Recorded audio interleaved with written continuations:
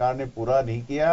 अपने मित्रों का 1 लाख करोड़ से ज्यादा का कर्जा माफ किया। किसान आज भी वहां जो है उम्मीद आशा कर रहे हैं कि उसको गन्ने का पूरा पैसा मिलेगा, उसको केंद्र से राहत मिलेगी, उसको ब्याज मुक्ति मिलेगी, उसको ऋण माफी मिलेगी। लेकिन आज तक कभी भी ऐसा नहीं हुआ। और जो आंदोलन हरियाणा में चल रहा है जाट समुदाय का, जिस तरह मुकदमे उन पे बने हैं, उसको देखते हुए रेड जोनिंग ये एरिया है, निश्चित रूप से बीजेपी का वहां चौथे नंबर पे जाने का कार्यक्रम हो गया। मुझे 5-7 एमएलए कोई गलती से इनके जीत जाए तो जीत जाए, बाकी सुपड़ा साफ है। और यहाँ जो शुरुआत हुई है, जो ठेठ पूर्वांचल तक जो है बीजेपी का सफाया होता जाएगा। बीजेपी से लोगों को कोई उम्मीद नहीं रही है, न इनके पास चेहरा है, न कार्यक्रम है, न केंद्र सरकार ने यूपी के विकास के लिए कोई अपना महत्वपूर्ण योगदान दिया है। 2.5 साल निकल गए, लोगों को अभी भी वो सपने दिखा रहे हैं और सपनों को बेच के ही जो है सारा वोट लूटना चाहते हैं। यूपी की जनता राजनीतिक रूप से बहुत समझदार है और इनके खुद के एमएलए हार मान के बैठे हुए हैं, घरों में बैठे हुए हैं। इनको कोई सहयोग इन 73 सीटों पे नहीं मिला है। और जिस तरह से मतदान हुआ है, एग्रेसिव मोड में मतदान यहाँ नहीं हुआ। जैसे सत्ता परिवर्तन के लिए जो वोट गिरता है, उस तरह का मतदान वहां नहीं हुआ। उससे स्पष्ट है कि लोग राज्य की जनता से खुश हैं। राहुल गांधी और अखिलेश की जोड़ी से खुश हैं। सपा कांग्रेस गठबंधन। चल, तो कोशिश अपन यही करेंगे कि जो समाजवादी पार्टी के कुनबे के अंदर जो घमासान हुआ है, मोदी लगातार हर मंच से ऊपर विकास की परिपाटी चलाने की बात कर रहे हैं, उसको भी हम समझने की कोशिश करेंगे। और लगातार प्रधानमंत्री ने कहा है कि केंद्र से तो सरकार को पैसा दिया गया, लेकिन कहीं न कहीं अखिलेश सरकार जो है उस पैसे को खर्च करने में वो कहीं कहीं विफल साबित हुई है। और जो लोक कल्याणकारी योजनाएं हैं केंद्र सरकार के द्वारा पोषित जो योजनाएं, वो भी अच्छी तरीके से नहीं चला पाई। और यही कारण है कि यहाँ का विकास जो है वो रुक गया है। विकास की गति को बढ़ाने के लिए बीजेपी को लाना होगा। तो इन सभी चीजों को एक बार फिर से मंथन करेंगे कि आखिर प्रधानमंत्री जिस तरीके के विकास की मॉडल की बात कर रहे हैं, किस तरीके से वो देंगे। 2.5 साल के उनके शासनकाल को लेकर किस तरीके से यूपी की जनता उसको देख रही है। तो बसपा लगातार कोशिश ये कर रही है कि वो अपने विकास के मॉडल के साथ सत्ता में आए, तो उसको भी हम समझने की कोशिश करेंगे। लेकिन फिलहाल यहां रुकेंगे एक छोटे से ब्रेक के लिए। ब्रेक से लौटेंगे तो चर्चा को आगे बढ़ाएंगे। फिलहाल एक छोटा सा ब्रेक।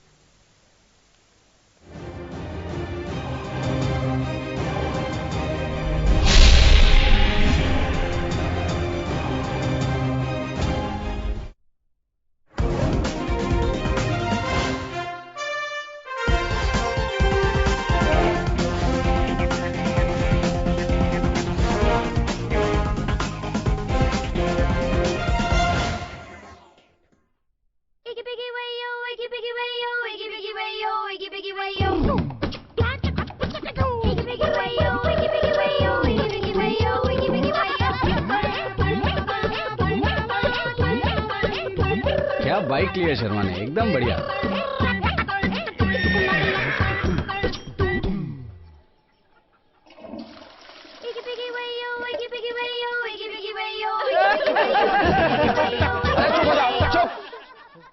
शर्मा जी के घर में टॉयलेट है, पर आदत नहीं है।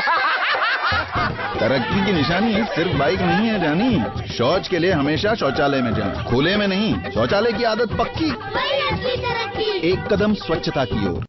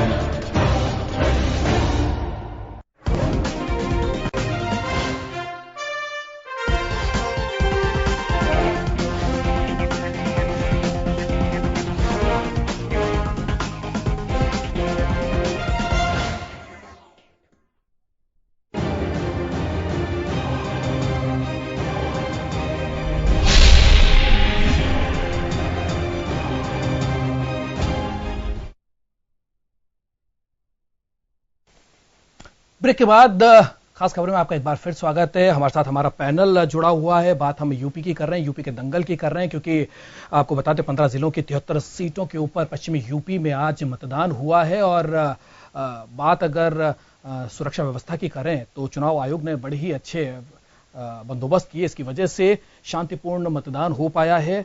हमारे साथ इस बहस में चर्चा के लिए विष्णु कुलवाल साहब बसपा से, कांग्रेस से सुशील शर्मा साहब और बीजेपी से मुकेश चेलावत और वरिष्ठ पत्रकार महेश शर्मा जी जुड़े हुए हैं।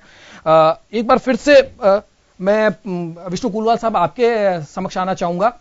जिस तरीके के फिलहाल आज के अगर चुनावों की बात करें, आज के अगर मतदान की बात करें, पहले चरण का ये चुनाव है, 73 सीटों के लिए ये पूरा चरण, लेकिन जहां तक अगर मत प्रतिशत की अगर हम देखें, 2012 के अगर मत प्रतिशत को हम देखें तो यहां पर समाजवादी को 23% जो है वो यहां पर उनकी मत प्रतिशत रहा था। कांग्रेस के खाते में 9% था, बीएसपी को 29%। सबसे बड़ा मत प्रतिशत अगर कहें तो बीएसपी का इन 73 सीटों पे था। बीजेपी के खाते में 16% ही था और आरएलडी के खाते में 11% था। अब अगर कांग्रेस और सपा अगर साथ में आ जाती हैं तो ये मत प्रतिशत जो है करीब 31 के आसपास, अगर हम 2012 के आंकड़ों को देखें तो 2014 की बात करें तो यहां पर बीजेपी ने बहुत अच्छा गेन किया था और जो बीजेपी 16% पे थी वो सीधे 34% के आसपास पहुंच गई थी। तो एक बड़ा जंप जो है वो मोदी लहर की वजह से वहां पर देखा गया था। मोदी जी फिर रैलियों पे रैलियां कर रहे हैं, तो उसका इंपैक्ट जो है मत प्रतिशत पे इस बार भी कैसे आप लोग देखते हैं? और बीएसपी क्योंकि सबसे ज्यादा वहां पर मत प्रतिशत को लेकर थी, लेकिन समाजवादी पार्टी और कांग्रेस के गठबंधन के साथ क्या लगता है आपको, बीएसपी के लिए नेक टू नेक अगर लड़ाई किसी के साथ है तो कांग्रेस और सपा के गठबंधन के साथ है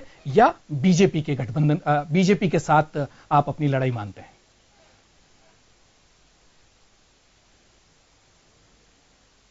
अभी मेरे साथी ने बोला कि बहुजन समाज पार्टी एक प्राइवेट लिमिटेड पार्टी है। जब इनको इतना सही ज्ञान नहीं है कि वो प्राइवेट लिमिटेड है कि राष्ट्रीय पार्टी है, वो क्या बताएंगे जनता को? उनको इतना सा भी ज्ञान नहीं है। इस प्रकार की बातें बोल के गुमराह करना, हाँ इन्होंने सही कहा, प्राइवेट लिमिटेड तो भारतीय जनता पार्टी एम है जिसका काम प्राइवेट लिमिटेड का जैसा काम है। एक ही आदमी बोलता है वहां पर, नरेंद्र मोदी के सिवाय बाकी सब गूंगे बहरे हैं वहां पर, इसके सिवाय किसी को बोलना भी नहीं आता है। सवाल है कि बहुजन समाज पार्टी की टक्कर वहां पर सपा के साथ में, भारतीय जनता पार्टी तो नंबर 4 पे है वहां पर। भारतीय जनता पार्टी तो यूपी चुनाव के 11 मार्च के बाद ये यूपी का नाम लेना तो भूल जाएंगे, यूपी क्या था। इनको बहुत ज्यादा गलतफहमी हो गई है। अगर इस स्थिति के ये अभी बोल रहे थे कि कुलवाल साहब प्रतिक्रिया ले लेते हैं। चेलावत साहब, चौथे नंबर पर आ रही है आपकी पार्टी, ऐसा कुलवाल साहब का कहना है। क्या लगता है आप चौथे नंबर पर आ रहे हैं? ये क्यों बहस कर रहे हैं यहाँ बैठ के? देखो इनका भ्रम है ये, और ये भ्रम 11 मार्च को ही टूटेगा। उससे पहले तो इनको दिव्य स्वप्न देखने दो। जैसा कि अभी पहले भी कुलवाल साहब ने कहा था कि वहां पर कांग्रेस और बीजेपी और समाजवादी पार्टी सबकी नींदें हराम हो गई है। मुझे समझ में नहीं आ रहा कि अभी तो शाम ही हुई है, अभी किसने नींद देखी है कि उनकी नींदें हराम इनको नजर आ गई है। बहुजन समाजवादी पार्टी में जैसा अभी पहले भी बोला हूं, वहां पर रेस में ही नहीं है। रहा सवाल वहां पर नहीं, अगर रेस में होगी और सरकार बनाएगी तो क्या मोदी इस्तीफा दे देंगे क्या देश से? आप बोल दो इस मंच से। आप झूठ क्यों बोल रहे हो? सिर्फ झूठ बोल के अमित शाह और नरेंद्र मोदी जी झूठ बोल के कम तक गुमराह करोगे? हाँ ये वो कि अगर यूपी में हमारी सरकार नहीं बनेगी तो प्रधानमंत्री मोदी जी इस्तीफा दे देंगे। कहते बात मुझे सर, सरकार आपकी बन रही है, फिर डर किस चीज से आप? नहीं तो मेरी बात सुनो, ये पहले ऐसा कभी किसी प्रधानमंत्री ने ऐसा कहा है क्या कि किसी राज्य में मेरी सरकार नहीं बनी तो मैं इस्तीफा दे दूंगा? पहले रेल मंत्री इस्तीफा देते थे, आपका तो 4 एक्सीडेंट हो गए, रेल मंत्री ने इस्तीफा नहीं दिया। आप एक्सीडेंट पे चर्चा करना चाह रहे हो या यूपी चुनाव? आप सब पे कर लो, सब पे कर लो। आज हम यूपी चुनाव पे चर्चा करते हैं। यूपी कभी उत्तर प्रदेश के अंदर सबसे बड़ी बात तो ये आ रही है सामने कि पिछले 5 साल तक समाजवादी पार्टी की वहां सरकार रही है जी, और उस सरकार में वहां की जनता ने अराजकता, गुंडागिर्दी, कुशासन, इन सबको झेला है। पलायन, वहां के जनता, वहां के एक वर्ग को पलायन करना पड़ा। किसी सरकार की इससे बड़ी और क्या बदनामी होगी कि वो सरकार वहां पे लोगों को इतना विश्वास भी नहीं दिला पाई कि वो अपने क्षेत्रों के अंदर रह सके। रहा सवाल अब कांग्रेस ने जो उनसे गठबंधन किया है, कांग्रेस का गठबंधन और समाजवादी पार्टी का गठबंधन निश्चित रूप से वहां पर फेल साबित होगा, क्योंकि वहां पर आप ये देखिए कि 5 साल के शासन में समाजवादी पार्टी कुछ कर नहीं पाई है और इसी का परिणाम है कि इनको गठबंधन करना पड़ा। अब रहा, जैसा कि मुझे बताया कि वहां पर मतदान अच्छा नहीं हुआ है, मैं आपको एक बात बता देता हूं कि अभी मतदान की वहां पर रिपोर्ट पूरी पहुंची भी नहीं है। आपको कल सवेरे ये पता चल पाएगा कि वहां की जनता ने मतदान किया है, और मतदान किया है तो नरेंद्र जी मोदी के नेतृत्व में आस्था व्यक्त करते मतदान किया है। मतदान किया है, वहां की जनता ने मुलायम सिंह यादव के ड्रामे को देखकर इस परिवार के, इस कुनबे के जो नाटक हुआ, जो ड्रामा हुआ, उस ड्रामे को वहां की जनता भली भांति समझ चुकी है और उस ड्रामे के विरोध में उन्होंने मतदान किया है। वहां की जनता ने मतदान किया है, नोटबंदी के समर्थन में मतदान किया है। राहुल गांधी जी एक तरफ कहते हैं कि जनता परेशान है नोटबंदी से, मुझे समझ में नहीं आ रहा कि अगर नोटबंदी से जनता परेशान और वो 4,000 रुपए बैंक से लेके लंदन की यात्रा करवाए, ये एक बहुत बड़ी बात है। 10 दिन तक लंदन की यात्रा और एक बार 4,000 निकलाने गए, दोबारा आपने उनको कहीं भी किसी लाइन में खड़े नहीं देखा, और अगर वो उनको बिना लाइन में लगे अगर पैसे इसका जवाब जनता देगी। चलावत साहब, इसका जवाब जनता देगी। सुशील जी कुछ कहना चाह रहे हैं। सुशील जी, एक सवाल मेरा आपसे जरूर है कि समाजवादी बात कंप्लीट कर, अपना फटा कुर्ता दिखा के जनता को भड़कला के और 10 दिन के लिए लंदन चले गए। राहुल गांधी के इस चरित्र को जनता ने देखा है। राहुल जी अगर फटा कुर्ता था, पैसा नहीं था, तो फिर 10 दिन की यात्रा लंदन की कैसे करके आए? जवाब देते हैं। सुशील जी, आपसे जानना चाहूंगा, एक सवाल तो मेरा आपसे यह है, चलावत साहब जिस तरीके से आरोप लगा रहे हैं उसका भी आप जवाब दीजिएगा, लेकिन मेरा सवाल यह है कि समाजवादी पार्टी की अगर विचारधारा को देखा जाए तो कांग्रेस और समाजवादी जो पार्टी के दोनों की जो विचारधारा है वो दोनों अलग अलग धुरियों पर काम करती है। समाजवादी पार्टी कांग्रेस को चोर के सत्ता में आए हैं, इससे भी कोई इनकार नहीं किया जा सकता। हमेशा से कांग्रेस के खिलाफत खड़ी हुई अगर कोई नजर आई तो समाजवादी पार्टी हमेशा रही, लेकिन अब ऐसे में अब गठबंधन होता है, क्योंकि इस गठबंधन को लेकर मुलायम सिंह जो कि समाजवादी पार्टी के पुरोधा हैं, उनको भी नाराजगी रही है। अब किस तरीके से इसको देखा जाएगा आने वाले टाइम में वो तो वक्त तय करेगा, लेकिन कहीं न कहीं विरोधी विचारधारा के साथ क्या लगता है आपको, यह गठबंधन क्या वाकई अगर हुआ है और आगे अगर सत्ता मिलती है तो क्या वाकई चल पाएगा? एक सबसे बड़ा संशय जनता के दिल में जो है वो है। और चलावत साहब ने जो बातें कही है, क्या उसके ऊपर आपकी प्रतिक्रिया वो भी हम जानना चाहेंगे। देखिए, मैं ये कहना चाह रहा हूं कि जिस तरह से 2 युवा चेहरों का जो देश का विकास के रास्ते पे लाना चाहते हैं, राज्य का विकास करना चाहते हैं, 10 सूत्री कार्यक्रम के माध्यम से आज प्रेस कॉन्फ्रेंस में उन्होंने सारी बातें पूरे देश के सामने रखी है, पूरे प्रदेश के सामने रखी है। जी, आप देखिए कि जो युवा चेहरा विकास का चेहरे के रूप में भाई अखिलेश जी उभर के यूपी के अंदर आए जी, और अखिलेश जी ने जो गुंडा तत्व है, जो अराजक तत्व है, उनके खिलाफ ही पार्टी में उनको अलग थलग किया, उनको बाहर किया, और उससे उनकी एक छवि उभरी है। और जहां तक विचारधारा की बात है, कांग्रेस और समाजवादी पार्टी की सेक्युलर विचारधारा है, और हम सांप्रदायिक शक्तियों को सत्ता से रोकने के लिए एकजुट हुए हैं, विकास के लिए एकजुट हुए हैं। और जिस तरह से नोटबंदी का जो कार्यक्रम लेके आए, जिससे सर्जिकल स्ट्राइक का नारा लेकर के आए, और मोदी जी आज खुद अपने भाषणों में दोनों बातों की चर्चा नहीं कर रहे हैं, चाहे वो बधाई की सभा हो, चाहे इससे पहले की मीटिंग्स हो, वो खुद ही भूल गए हैं और एक बुरा सपना की तरह उनको नजर आ रहा है कि उन्होंने जो फैसला किया खुद नहीं मान लिया कि वो गलत फैसला था। आम आदमी को उन्होंने चोर साबित कर दिया, आम आदमी को उन्होंने लाइन में लगा दिया, और 125 मोदी जी का कहना है सबका साथ सबका विकास, मर चुके हैं, उनके प्रति एक लाइन के भी संवेदना उन्होंने व्यक्त नहीं की है प्रधानमंत्री जी ने। ये बड़ी दुर्भाग्यपूर्ण स्थिति है कि जनता को गुमराह करने के लिए एक से एक कार्यक्रम वो लेके आते रहे, और उनकी बिना तैयारी के, और देश की जनता ने उसको भुगता है, और अभी ताजा भुगता है, जिसका परिणाम यह है कि आज जो वोट हुआ है उसके अंदर मोदी जी निपट गए हैं, पूरी बीजेपी निपट गई है, और चौथे नंबर के अंदर इस चरण के अंदर आई है। और जहां तक मुकेश जी के जो सवाल हैं, मुकेश जी भी मोदी जी वाली बातें कर रहे हैं, मुकेश जी भी को चेहरे से साफ स्पष्ट इनकी बातों से फ्रस्ट्रेशन झलक रहा है, इन्होंने हार मान ली है। इस तरह के उल्टे सीधे आरोप, अनर्गल आरोप ये लगा रहे हैं, उससे स्पष्ट है कि इनके पास कोई जवाब नहीं है। जनता की जो इन्होंने आपने सपने दिखाए, चाहे वो 15 लाख रुपए प्रत्येक खाते में जमा कराने की बात हो, चाहे रोजगार की बात हो, चाहे महंगाई को खत्म करने की बात हो, उन सब से ध्यान उठा करके आपने देश की जनता से जेब से पैसे निकलवाए, महिलाओं से पैसे निकलवाए, छोटे मध्यम व्यापारी आम आदमी को आपने सड़क पे ले आए, एक भी उद्योगपति व्यापारी लाइन में लगा हुआ नहीं दिखा। और आपने किसान का कर्जा आज भी माफ करने के लिए जो इंतजार कर रहे हैं, कोई आपने राहत नहीं दी। केंद्र सरकार की जो जिम्मेदारी थी किसानों के प्रति, बेरोजगारों, मोदी जी कहते हुए नजर आ रहे हैं सुशील जी कि वो अगर सत्ता में आए तो किसानों का कर्जा माफ कर दिया जाएगा, गन्ना किसानों की जो हालत है उसे ठीक किया जाएगा। अलग था। निश्चित रूप से आने वाले समय में हम जो किसानों को प्राथमिकता के आधार पे उनको राहत देंगे, बेरोजगारों के लिए रोजगार के अवसर पैदा करेंगे, विकास के रास्ते पे तेजी से यूपी को चलाया जाएगा। और ये जो गठबंधन है, आप देखिए विकास के नए रास्ते, नए आयाम पैदा करेगा। यूपी नहीं, पूरे देश में ये गठबंधन आगे जाके भारतीय जनता पार्टी की इस सपनों के सौदागर की सरकार को उखाड़ फेंकेगा। चलिए देखो महेश जी हमारे साथ है। महेश जी कोई स्टेयरिंग पे नहीं है। महेश जी आपसे जानना चाहूंगा, कई तरीके की स्थितियां, अगर सरकारों की अगर बात करें तो सरकार लगातार वादे और कई तरीके की घोषणाएं करके सामने आती, लेकिन हो नहीं पाती, धरातल पे वो सारी चीजें नहीं हो पाती है। घोषणा पत्र एक तरफ धरे रह जाते हैं और जनता जो है त्राहिमाम करती रहे। लेकिन अगर हम आज की स्थितियों को देखें, चाहे बसपा की बात करें, विकास के मॉडल की बात कर रही है, चाहे हम कांग्रेस और सपा के गठबंधन की बात करें, वो भी विकास के मॉडल की बात कर रही हैं।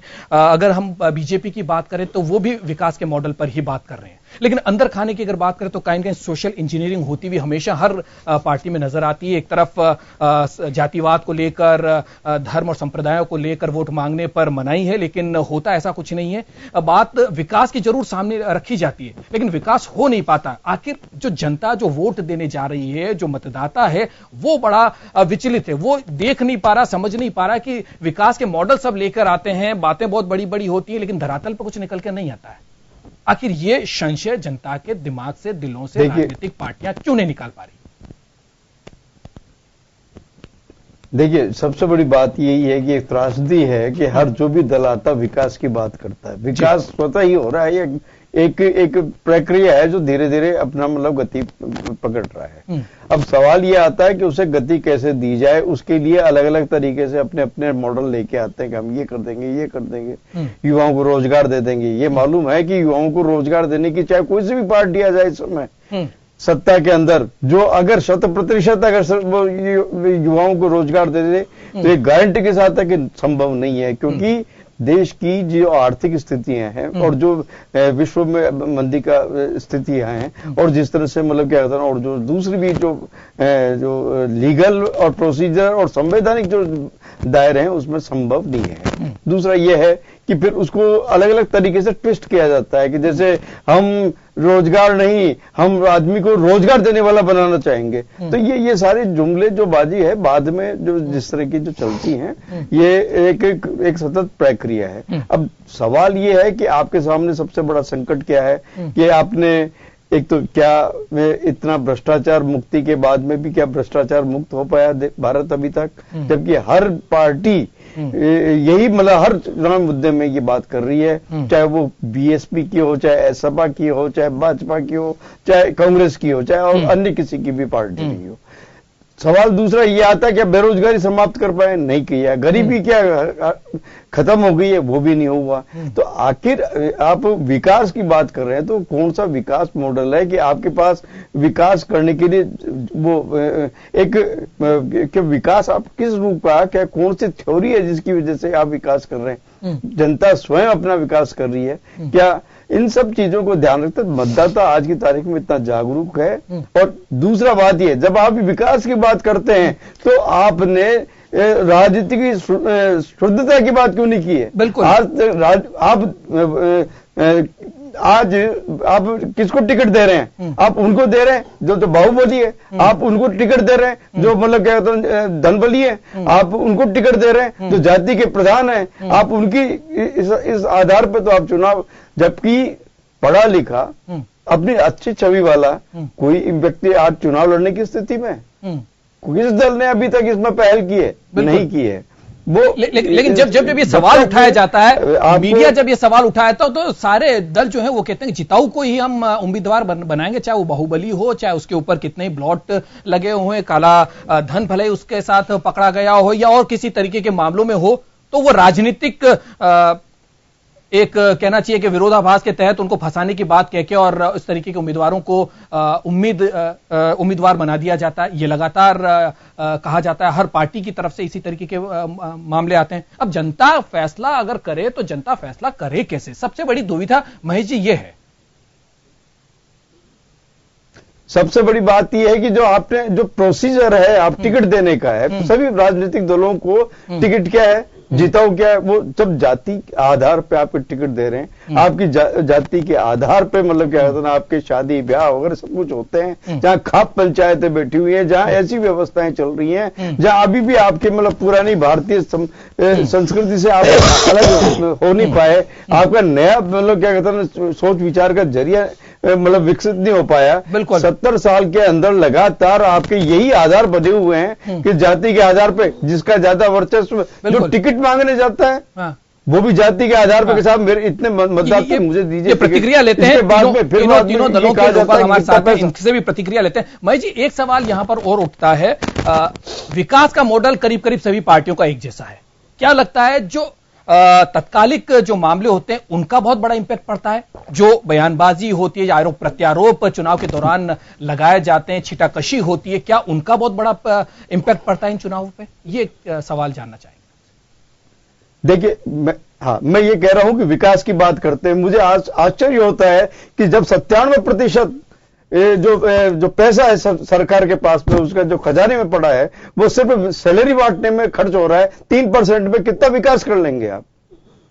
तो इस चीज को देखने की बात है। सब मॉडल की बात करते हैं कि हम विकास कर देंगे। अरे भाई, इनसे पूछो तो सही, विकास क्या, किस तरह का विकास करना? अपना विकास कर रहे हो या देश का विकास कर रहे हो? किसका विकास कर रहे हो?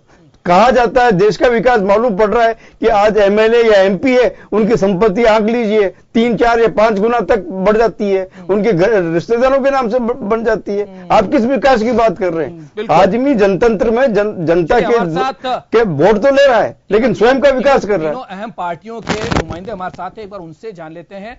कुलवाल साहब, सबसे पहले आपसे ही जानते हैं कि विकास के मॉडल की बात सारी राजनीतिक पार्टियां करती है, आप भी विकास का मॉडल लेकर चुनाव लड़ रहे हैं, लेकिन होता यह कि जब एक चुनाव से दूसरे चुनाव में जब प्रत्याशी अपनी सारी चल अचल संपत्ति का ब्यौरा देता है तो वो कई गुना बढ़ चुका होता है। तो आखिर विकास जनता का कर रहे हैं कि विकास खुद का कर रहे हैं? एक सबसे बड़ा सवाल ये है। दूसरी बात ये कि विकास की बात सारी पार्टियां करती है, विकास का मॉडल की अगर बात करें तो करीब करीब एक जैसा ही नजर आता है, लेकिन क्या लगता है जो आरोप प्रत्यारोप, छीटाकशी जो होती है, जो मर्यादा लगातार हास हो रही है लोकतंत्र की, क्या उनका इतना इंपैक्ट पड़ता है कि आप लोग इस तरीके की भाषाओं का इस्तेमाल करते हैं ताकि मतदाताओं में एक गुस्सा पैदा हो रहा है और उस गुस्से का आप उसे अपने फेवर में यूज कर सकें?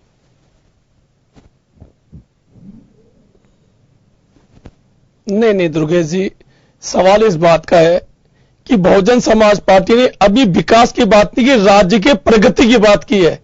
विकास की बात तो भारतीय जनता पार्टी और कांग्रेस और सपा कर रही है, ये विकास की बात करी है। इनके पास विकास नाम का कोई मॉडल नहीं है। विकास की बात करके आज प्रधानमंत्री जी ये बोलते हैं कि हमको सरकार दो। विकास में थोड़ा सा कैसी बातें बोल रहे हैं प्रधानमंत्री जी? आप तो देश के प्रधानमंत्री हो, आप तो देश के विकास की बात करो। आप छोड़ो छोटे मोटे स्टेटों के, इन छोटे मोटे कार्यकर्ताओं को काम करने दो। आप तो विकास के लिए लग जाओ। आपके साथ जनता ने आपको तब वोट दिया है, इतना आपके साथ काम किया है, तो आप दिल्ली में से विकास की बात शुरू करो। आप छोड़ो स्टेटों को। देखो मोदी जी, जैसे जैसे आप स्टेटों में जाओगे ना, वैसे वैसे पार्टी की स्थिति बहुत खराब होगी। आप पहले गए दिल्ली में भारतीय जनता पार्टी की क्या उस विकास की परिभाषा किस तरीके से आप लेते हैं और उन्नति की परिभाषा आप लोग किस तरीके से, थोड़ा वो समझना चाहेगी जनता। भारतीय जनता पार्टी की सरकार नहीं है, बदलों की सरकार है। भारतीय जनता पार्टी की सरकार बनाई आपने। कौन सी भारतीय जनता पार्टी की सरकार? विशुद्ध रूप कौन सी भारतीय जनता पार्टी? भारतीय जनता पार्टी का नाम है नरेंद्र मोदी भारतीय जनता पार्टी।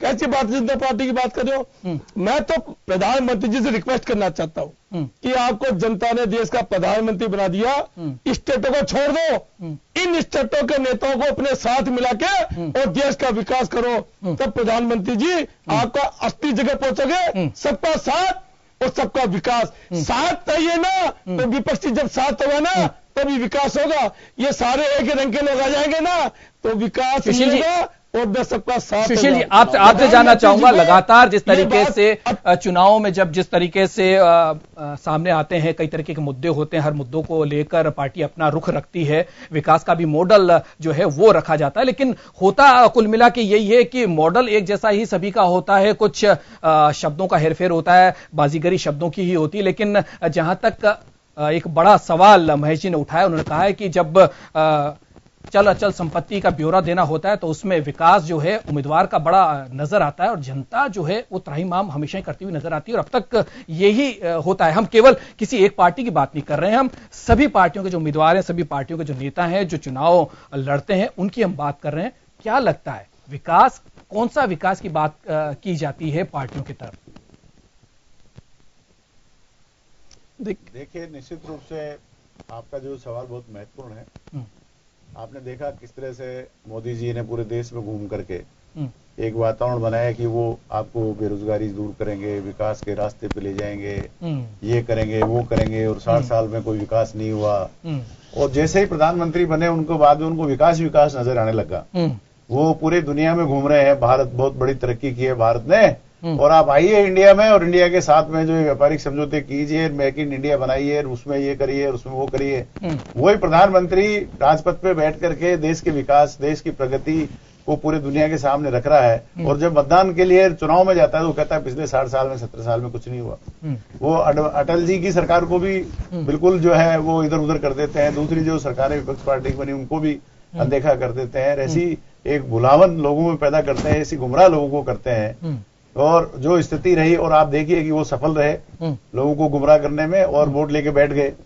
और आज वो जो भी वादे उन्होंने किए, जो बड़े वादे 5 वादे थे, चाहे विकास का मामला हो, चाहे बेरोजगारी दूर करने का मामला हो, चाहे करप्शन को दूर करने का मामला हो, चाहे किसानों को राहत देने की बात हो। आज भी महाराष्ट्र में सबसे ज्यादा आत्महत्या किसान कर रहा है, पंजाब में कर रहा है। जो आज जो भी इश्यूज थे, कहीं भी भारतीय जनता पार्टी की केंद्र सरकार सफल नहीं रही। और यहां तक इनके पास यूपी में चेहरे भी नहीं रहे, लोगों को जोड़ तोड़ करके प्रयास इन्होंने किया जिसमें ज्यादा सफल नहीं हो पाए। यूपी के लिए कही रहे ये है कि आज यूपी में प्रधानमंत्री कह रहे हैं कि अगर यूपी में हमारी सरकार बनेगी तो केंद्र पूरा उसका सहयोग करेगी और किसानों के कर्जे माफ किए जाएंगे, गन्ना किसानों की जो हालत खराब है उनको दुरुस्त किया जाएगा, चीनी मिलें जो बंद हो गई है उनको चलाने की बात वो कर रहे हैं, सड़क बिजली पानी की जो व्यवस्था है सपा सरकार नहीं कर पाई है वो वापस करना चाहेंगे, क्योंकि केंद्र तो लगातार पैसा देता आया है, वो खर्च नहीं कर पाए। ये ऐसा कहना है मोदी जी का? नहीं, मैं आपकी बात का जवाब देता हूं। 2.5 साल से केंद्र में भारतीय जनता पार्टी की सरकार है और मोदी जी ने देश के लोगों से, यूपी के लोगों से इन्हीं मुद्दों पे वोट मांगा था। लेकिन आज तक उन्होंने यूपी के लिए कुछ नहीं किया। और उसी की वजह से कि पिछली कांग्रेस सरकार में जो बजट मिलता था उससे कम बजट इन्होंने दिया। हर बजट में इन्होंने देश भर के बजट में कटौती की है, यूपी के में नहीं, पूरे देश के बजट में कटौती की है। आपने चिदम्बरम जी का जो भाषण सुना होगा राज्यसभा के अंदर, किस तरह से इस बजट के अंदर हर क्षेत्र में कटौतियां की हैं। पिछले लगातार 3 बजटों के अंदर कटौतियां करते आ रहे हैं और देश की जनता को ये कह रहे हैं कि सबका साथ सबका विकास। अरे जब आप सहयोग ही नहीं कर रहे हो, आपको 73 सीटें देकर के केंद्र में पूर्ण बहुमत के साथ में यूपी के मतदाताओं ने आपकी सरकार बनाई है, आपने यूपी के किसानों ने आपको वोट दिया है, आप इसी आशा के साथ आपने क्यों नहीं उसकी मदद की, क्यों नहीं उनका कर्जा माफ किया? आपने तो उद्योगपतियों के कर्जे माफ किए, आपने तो जो है लैंड एक्विजिशन बिल को परिवर्तन करने की बात की, आपने तो आप देखिए गुजरात के अंदर किस तरह से पटेल, किस तरह से महाराष्ट्र से मराठा आंदोलन कर रहे हैं, किस तरह से दलितों के साथ अत्याचार वहां गुजरात के अंदर। इन गुजरात मॉडल, किसको गुजरात मॉडल कहते हैं विकास का? आज पूरे देश के सामने भारतीय जनता पार्टी एक्सपोज हो गई है। वहां जाते हैं तो कुर्सियां इनकी खाली पड़ी रहती है। चिलावत साहब हमारे साथ हैं, चिलावत साहब से प्रतिक्रिया लेते हैं। चिलावत साहब, वाला नहीं है। चिलावत साहब, जिस तरीके की बातें